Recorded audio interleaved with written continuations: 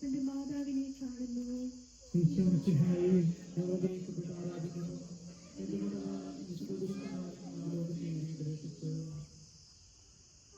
കുരിശുയാത്ര മുന്നോട്ട് നീങ്ങുന്നു.